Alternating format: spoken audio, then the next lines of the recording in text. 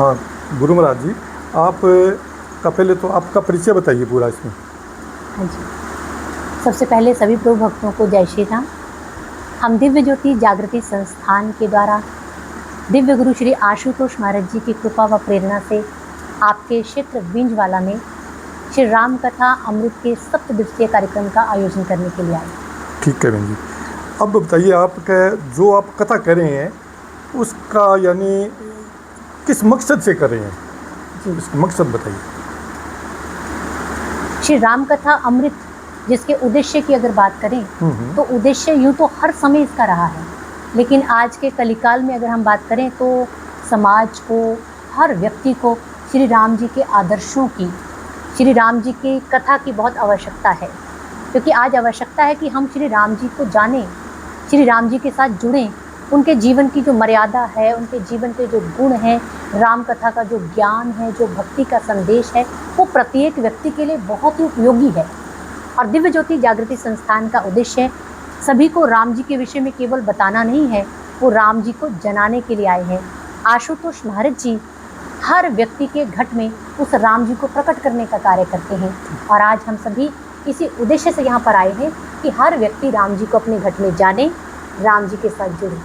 अच्छा बहन जी, आगे पूछ रहा हूँ मैं कि युवाओं के लिए आप इस कथा में क्या कहना चाहते हो, आजकल के युवा पीढ़ी के लिए? जी बिल्कुल, मैं रामायण से ही बात लेना चाहूँगी कि रामायण के अंदर हर व्यक्ति के लिए तो बहुत सारे संदेश हैं, लेकिन मैं बात करूँ हमारे युवा भाइयों की तो उच्च चरित्र की प्रेरणा देती है ये कथा। आप जानते हैं कि जिस समय सुग्रीव जी के पास ऋषिमुख पर्वत पर प्रभु श्री राम पहुँचे तो लक्ष्मण जी को उन्होंने माता के आभूषण दिखाए, जानकी जी के आभूषण। तो लक्ष्मण जी ने उन सबको नकारते हुए कहा मैंने नहीं जानता, लेकिन जब पाजेब की बारी आई, पायल की बात आई तो उन्होंने उसे पहचान लिया। ये प्रसंग अगर हम देखें तो हमारी आज यूथ के लिए बड़ा प्रेरणादायक है कि उनका चरित्र कैसा होना चाहिए, एक नारी के लिए उनका सम्मान कैसा होना चाहिए। तो इसलिए जो युवा है उनका उच्च चरित्रवान होना और उनका समाज के लिए, देश के लिए, राष्ट्र के लिए सेवा भाव होना बहुत ज़रूरी है। और आज अगर देखें कि हमारी जो यूथ है, हमारे जो भाई हैं, वो नशे की लत की ओर और चरित्रहीनता की ओर बढ़ रहे हैं, जो हमारे समाज के लिए बड़ा घातक सिद्ध हो सकता है।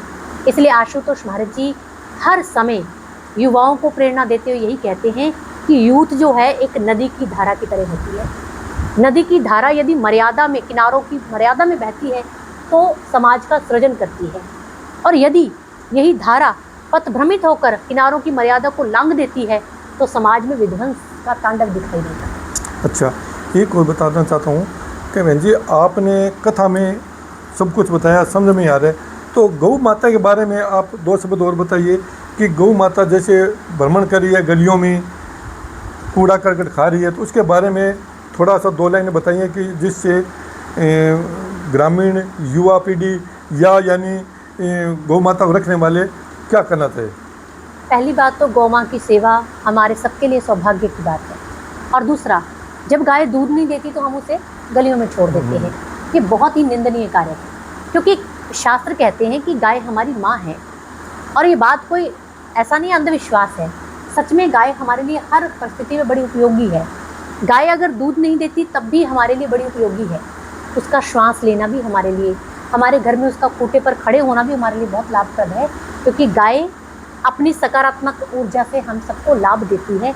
इसलिए सबको गौ की सेवा का लाभ उठाना चाहिए, उसके संवर्धन में, उसके संरक्षण के लिए अपना उपयुक्त सहयोग जो है वो देना चाहिए, क्योंकि गौ सेवा एक महान सेवा है। गाय हमारे राष्ट्र की सिद्धि है, हमारे आर्थिक विकास, हमारे सामाजिक विकास और हमारे शारीरिक विकास के लिए, ये तीनों के लिए उपयोगी सिद्ध। अब जैसे ये अभियान चल रहा है कि गौ को यानी राष्ट्रीय पशु घोषित किया जाए, उसके बारे में आप क्या कहना चाहते हो?